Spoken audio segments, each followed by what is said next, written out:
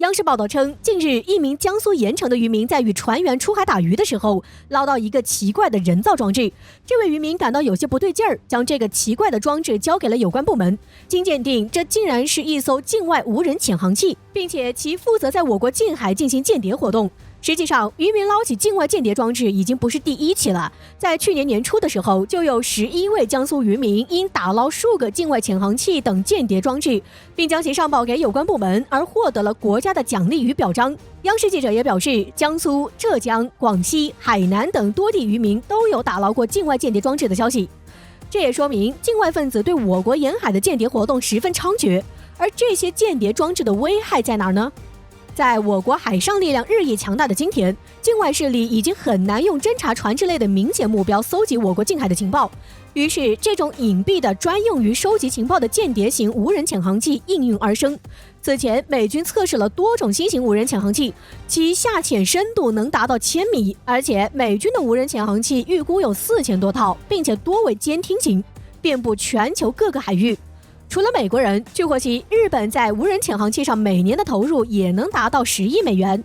可以说，海底的暗战早已打响。而对于这种间谍型无人潜航器，我们还有一个十分形象的名字来称呼——水鬼。除了海陆空域，近海海底同样是国防体系中很重要的组成部分。而水鬼在我国近海活动的话，便是在破坏我国的国防。间谍型无人潜航器主要应用于海底地形的绘测、收集潜艇活动的迹象以及舰船声纹，都是非常重要的军事机密。一旦暴露，危害性极大。打个比方，外军在测绘到某片水域的地形后，可以找到合适部署深水水雷的地点。然后，现代化智能水雷能辨别船只声纹，只有当特定声纹的舰船通过后才会爆炸。而外军又通过间谍潜航器收集到外军潜艇与舰船声纹信息，并将其输入到智能水雷中。到时候，那片区域其他国家船只经过没有事儿，当我军潜艇与船只一经过，就会发生爆炸。因此，捉鬼势在必行。除了利用各种侦查手段，我国也善于动员群众的力量。不少渔民表示，尽管他们并不知道打捞上来的到底是什么，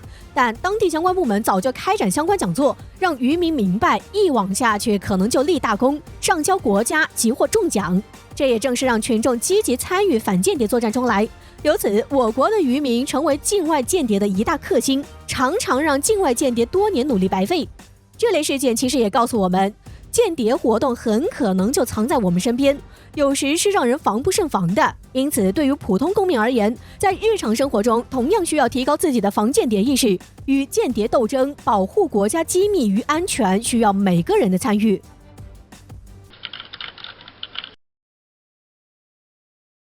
据俄媒援引俄罗斯官方机构俄联邦安全局在当地时间4月17日的公告，该部门已经于前一天将乌克兰驻扎在圣彼得堡总领馆的领事索索纽克这一行为引发了外界舆论一片哗然。这可不仅仅是逮捕一个人这么简单。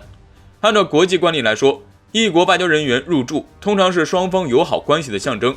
虽然俄乌之间恨不得弄死对方，但是该有的体面还是要有的。维也纳领事关系条约中就提到过，领事馆人员人身不得侵犯，除非对方触犯了严重的案件，则该国有权依据本国法律对外交人员实施处罚和判决。但这一条到如今也基本就是双方没有撕破脸，那么这个事情就可大可小。如果是撕破脸了，那就没什么好说的了。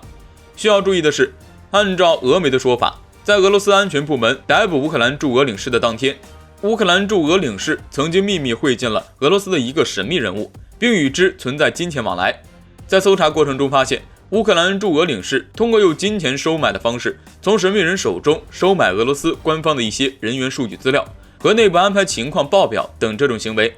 显然是一种间谍行为。俄罗斯不论从哪个角度来说，将其抓捕也都说得过去。据了解，在今年早些时候，俄罗斯国内发生多起暴力示威事件，后来就发现这些在俄罗斯各地出现的暴力示威事件，就是由境外势力恶意挑动、宣传而引导发生的。后来在调查过程中，更是抓捕了英国媒体 BBC 的一名工作人员。俄罗斯国家安全机构还对外公开了一段英国媒体人员与俄罗斯反对派高层领导人物的亲密接触视频。有观察人士指出，就目前俄罗斯和乌克兰的关系来说，双方边境上的冲突随时可能打响，唯一可能降温的就是俄罗斯的态度问题。而如今看来，乌克兰不但没有收敛，反而变本加厉地在俄罗斯国内制造冲突矛盾，这无疑意味着乌克兰对于未来俄乌关系已经持悲观态度。因此，在最终对抗开始前，尽可能扰乱俄罗斯的国内稳定、社会团结。值得一提的是，在事情发生后的一天，乌克兰以外交人员受到关押为借口，同样报复了俄罗斯外交人员，将其驱逐出境。这一行为让外界暗自咂舌不已。双方这样的行为，恐怕边境地区的战火真的有可能会彻底点燃，甚至演变成双方的全面战争。